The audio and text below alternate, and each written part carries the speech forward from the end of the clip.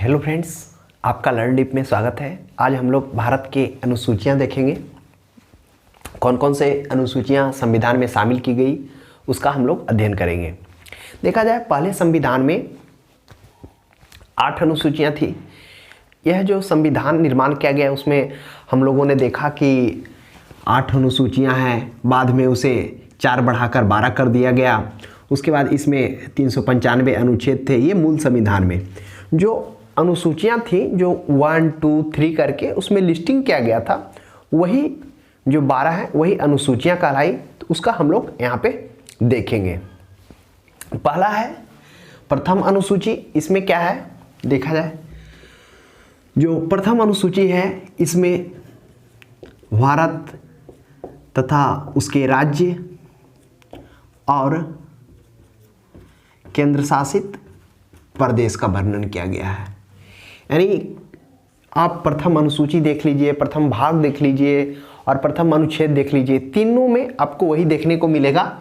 इसमें क्या किया गया है, भारत तथा राज्य और उसके केंद्र शासित प्रदेश का वर्णन किया गया है। जो अभी बात की जाए भारत में कितने 28 राज्य और 8 केंद्र शासित प्रदेश हैं, ये आपको पता होना चाहिए। तो राज्य से संबंधित मान लेते हैं, अगर राज्य में किसी चीज को जोड़ना है, राज्य से संबंधित विषय अगर कोई आएगा तो कौन सा अनुसूची में उसको संशोधन किया जाएगा, अनुसूची 1 में। तो ध्यान में रखेंगे। उसके बाद द्वितीय अनुसूची, जो द्वितीय अनुसूची आया, इस अनुसूची में क्या किया गया, वेतन भत्ते, जो वेतन भत्ते थे, इस संविधान संशोधन में क्या किया गया, दूसरे अनुसूची में वेतन एवं भत्ते का वर्णन किया गया। इसमें वेतन भत्ते किन लोगों का किया गया, उन प्रशासनिक अधिकारियों का, जैसे राष्ट्रपति, उपराष्ट्रपति, सुप्रीम कोर्ट के न्यायाधीश और मुख्य न्यायाधीश, प्रधानमंत्री। तो ये सभी जो प्रमुख पद हैं उन पदों का, उनके वेतन का इसमें वर्णन किया गया है। और जो अगला है, क्या किया गया है, तृतीय में क्या गया है, उनके शपथ का। तो आप ध्यान में रखेंगे, द्वितीय अनुसूची में विभिन्न प्रशासनिक के उनके वेतन भत्ते का, उसके बाद उनके शपथ ग्रहण का। तो क्या होता है, कभी कभी इसमें भी कंफ्यूज कर जाते हैं कि 2 में शपथ था या 3 में शपथ था। तो आप ध्यान रखिएगा। मान लेते हैं आपका जॉब लगता है, आपको नौकरी लगता है, तो आप नौकरी पर जाने से पहले ये जरूर पूछेंगे कि वेतन कितना है।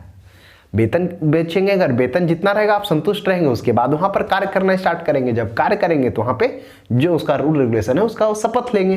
तो पहले क्या होगा, वेतन पूछेंगे, उसके बाद शपथ लेंगे। तो ध्यान में रखेंगे, अब गलती नहीं होना चाहिए।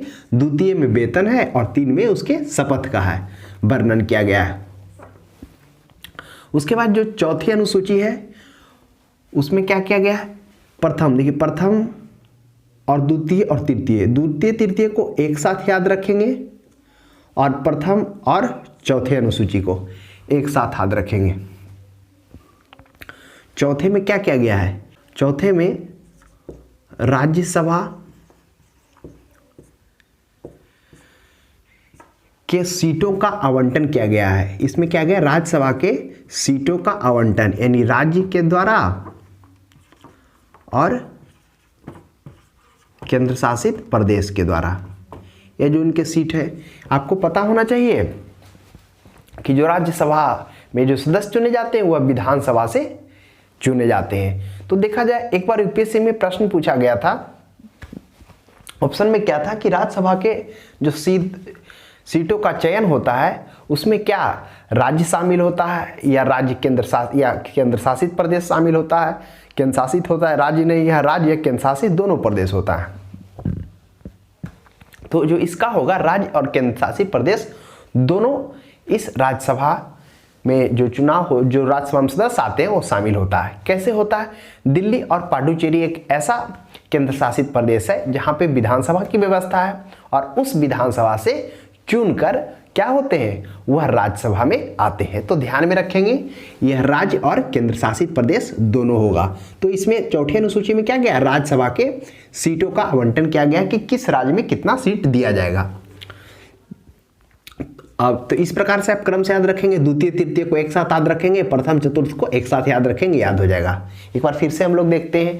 प्रथम अनुसूची में भारत तथा भारत के राज्य और केंद्र शासित प्रदेश की बात की गई है, द्वितीय में उसके वेतन एवं भत्ते से बात की गई, और तृतीय में उसको शपथ की बात की गई है।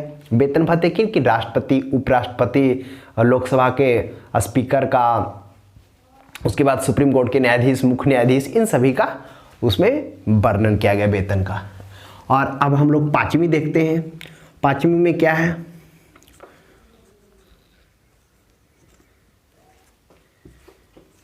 इसमें है अनुसूचित जाति और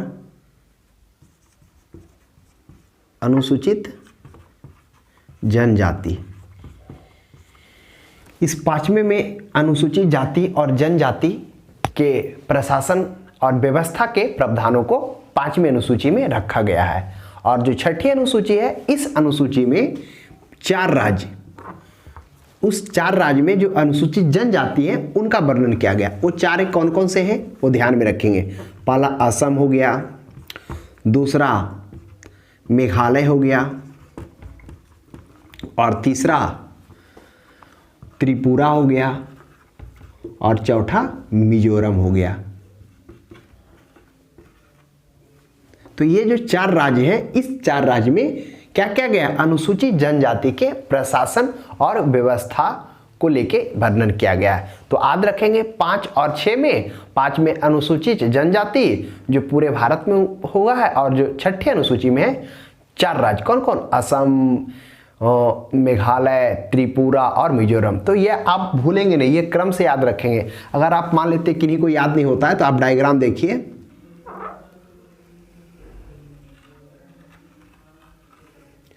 यहां पे हो गया असम हो गया, उसके नीचे मेघालय हो गया, और इस मेघालय के नीचे ये त्रिपुरा हो गया, और ये मिजोरम हो गया। असम, मेघालय, त्रिपुरा और मिजोरम। तो एक क्रम से जो पूर्वी क्षेत्र के जो राज्य हैं उनके जनजाति का वर्णन किया गया है, तो ध्यान में रखेंगे। उसके बाद आगे है छठी अनुसूची। जो छठी अनुसूची है उसमें छठी में हम लोग देख लिए 4 राज्य हैं, असम, मेघालय, त्रिपुरा, मिजोरम, और 7वीं अनुसूची स से 7वीं और स से सूचियां। इसमें क्या किया गया है, जो सूची है उसको इसमें वर्णन किया गया। तो कौन कौन सूची हो गया, हमारे तो 3 सूचियां हो गया। पहला है राज्य सूची, दूसरा संघ सूची, और तीसरा समवर्ती सूची। जो 3 प्रकार की सूचियां हैं, जिसमें संघ कार्य, जिसमें राज्य को नीति बनाने का, और संघ में संघ को नीति बनाने का, और समवर्ती में जिसमें केंद्र और राज्य दोनों क्या कर सकते हैं, नीति को बना सकते हैं। अगर दोनों में टकराव हो जाए, मतभेद हो जाए, तो जो केंद्र का होगा वह क्या होगा, प्रभावी होगा। तो यह ध्यान में रखें। पहले संघ ले लेते हैं, उसके बाद राज्य कर देते हैं। इधर संघ और इधर राज्य। संघ में कितने विषय को रखा गया, संघ में 97 विषय को रखा गया, और राज्य में पहले कितने विषय को रखा गया था, इसमें रखा गया था 66 को, और समवर्ती में 47 विषय को। तो जो ये नहीं पूछा जाता है कि कौन कौन विषय को रखा गया, मतलब कितने विषय जो शामिल किए गए, वो नहीं पूछता। कौन कौन से विषय थे, तो संघ हो गया, राज्य हो गया, और समवर्ती सूची हो गया। तो संघ में कितना विषय को रखा गया था, 97 विषय को रखा गया, लेकिन अभी क्या हो गया, 100 हो गया। पहले राज्य में, राज्य सूची में क्या किया गया था, 66 विषय को रखा गया था, लेकिन घटकर यह क्या हो गया, 61 हो गया। और जो 47 था वह क्या बढ़कर हो गया, 52 हो गया। तो आप ध्यान में देंगे, संघ सूची में पहले 97 विषयों को रखा गया था, अब उसके 100 हो गए, और राज्य सूची में जो पहले 66 थे वो अब 61 हो गए, और समवर्ती में पहले 47 थे जो 52 विषय हो गए। उसके बाद 8वीं है। 8वीं में क्या किया गया है, भाषा का, यानी भाषाओं को रखा गया। जो प्रारंभिक में मूल संविधान में जो भाषा रखा गया था उसमें 14 रखा गया था, लेकिन अभी क्या हो गए, 14 से बढ़कर ये 22 भाषा हो गए। तो इसमें क्या किया गया, भाषाओं के आधार पर इनको रखा गया है। तो एक बार फिर से हम लोग यहाँ पे रिकॉल कर लेते हैं। पहला अनुसूची में क्या देखे हम लोग, पहले अनुसूची में हम लोगों ने देखा भारत राज्य तथा केंद्र शासित प्रदेशों का वर्णन किया गया है इसमें। दूसरे में क्या गया है, जो मुख्य अधिकारी हैं उनके वेतन भत्तों का वर्णन किया गया है। कौन कौन वेतन में, राष्ट्रपति, उपराष्ट्रपति, सुप्रीम कोर्ट के न्यायाधीश, हाई कोर्ट के मुख्य न्यायाधीश, तो इन सभी का क्या किया गया है, उनके वेतन भत्ते का वर्णन किया गया। और जो तीसरे हैं उनके शपथ का वर्णन किया गया है। और उसके बाद जो चौथे हैं उसमें राज्यसभा के सीटों का आवंटन किया गया है, खासकर राज्य और केंद्र शासित दोनों के लिए। उसके बाद पांचवें क्या है, अनुसूचित जाति और जनजाति के बारे में, उसके प्रशासन के बारे में, व्यवस्था के बारे में बात किया गया है। और जो छठी अनुसूची है उसमें सिर्फ अनुसूचित जनजाति वो 4 राज्य में, कौन कौन में, असम, मेघालय, त्रिपुरा और मिजोरम में बात किया गया।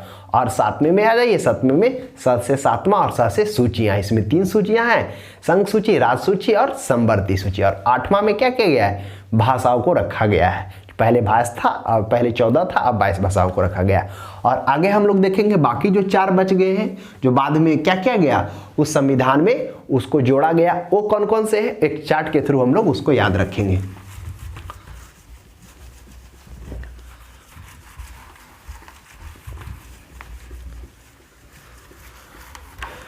क्या करेंगे, एक चार्ट बना लेंगे। वो चार्ट क्या है, इस तरह से चार्ट बना लेंगे एक, सॉरी,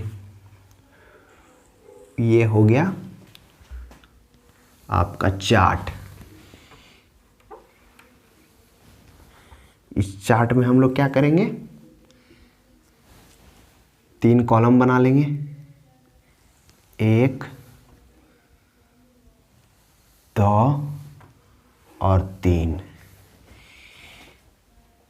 यह हो गया संशोधन, कौन संशोधन के वर्ष, और ये हो गया वर्ष, और ये हो गया, इसमें हो गया विशेषता। और इधर एक कॉलम और ले लेते हैं, इसमें हो गया जो सूची होगा। तो जो पहला 9वां अनुसूची, इसको कब जोड़ा गया इधर देखते हैं, ध्यान देते हैं। जो 9वें अनुसूची है उसको कब जोड़ा गया, इसको जोड़ा गया कौन सा संशोधन, पहला संशोधन।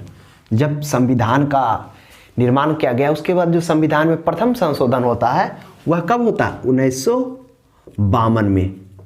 इस प्रथम संशोधन में क्या किया जाता है, इसको 52 नहीं होगा, 1951 में प्रथम संशोधन में इस 9वें अनुसूची को जोड़ा जाता है। इसमें हाँ, इसमें जो विषय है उसको क्या रखा जाता है, तो इसमें जो 9वीं अनुसूची जो जोड़ा जाता है इसमें बोला जाता है कि खासकर जब भारत आज़ाद हुआ था तो जिस प्रकार से जो जमींदारी व्यवस्था थी उसको उन्मूलन करने के लिए तथा जो जमीन था भूमि का उसके नापाकरण में कुछ दिक्कतें आ रही थी, तो उसको दूर करने के लिए, उसको सही करने के लिए इसको संशोधन किया गया। तो प्रारंभ में जब यह संशोधन किया गया तो इसमें बात किया गया था कि इसमें वैसे विषयों को रखा जाएगा जो क्या है अति महत्वपूर्ण विषय है। तो इसी प्रकार से करते करते यह क्या टोटल देखा जाए इसमें 284 विषय को रखा गया। तो जब यह 284 विषय को रखा गया तब क्या हो गया, इसमें जो क्या था, पहले बोला गया था कि इसमें जो भी विषय को रखा जाएगा वह न्यायालय में चुनौती उसको नहीं दिया जा सकता है।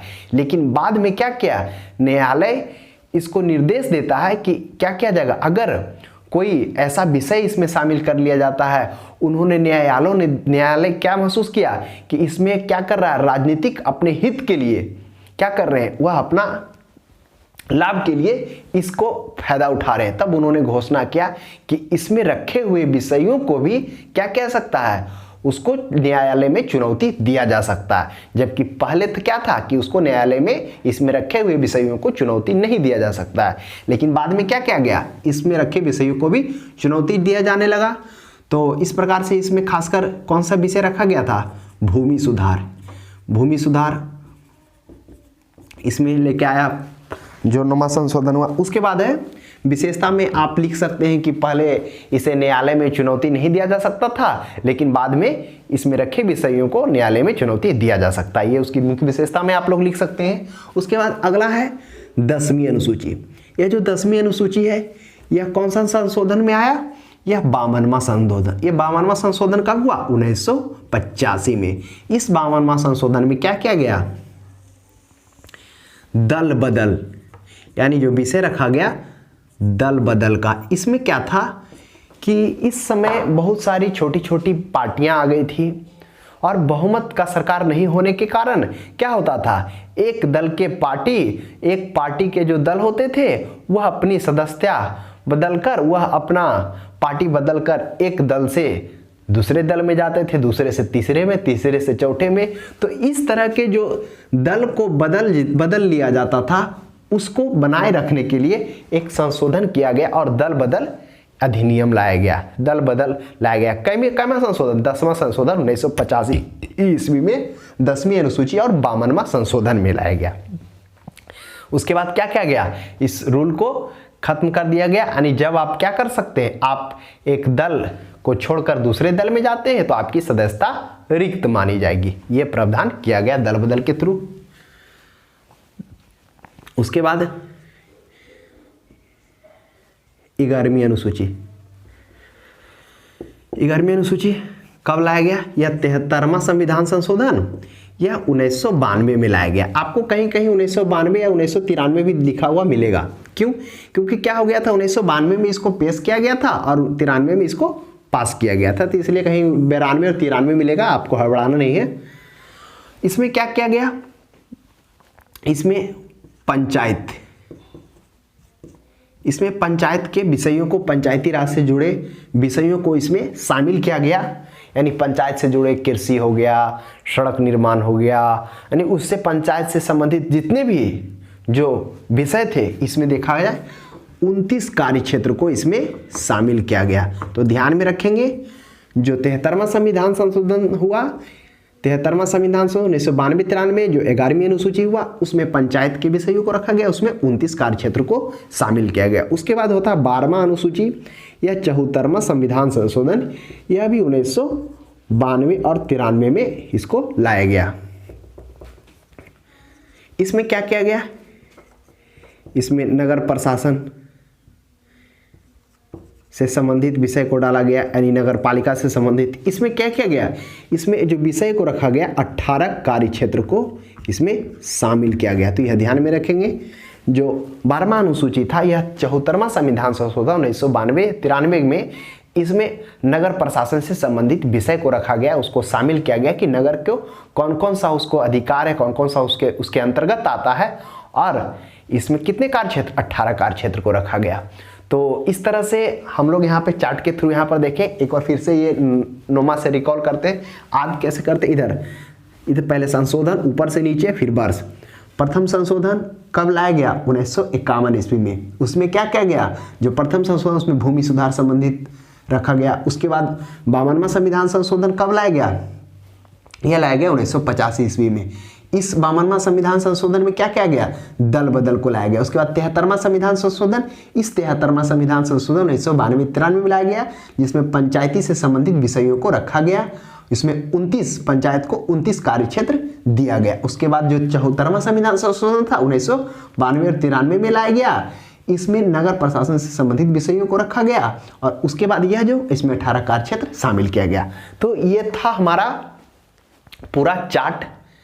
जो हम लोग अनुसूची जिससे प्रश्न पूछे जाते हैं, वो चाहे कोई भी एग्जाम्स हो, आप कोई भी टाइप का एग्जाम दे रहे हो, उसमें अनुसूची से भी प्रश्न मिलते हैं और पूछे जाते हैं। तो इस तरह से आप याद करिए, समझकर याद करिए, आपको याद होगा। तो यहाँ पर कहने का मतलब ये तो आपको बुक में भी मिल जाएगा, लेकिन यहाँ पे हम आपको इस तरह से बताएं, इस तरह से समझाएं कि आपको याद हो जाए किस तरह से याद करना, ताकि आप लंबे समय तक याद रखें और भूलें नहीं।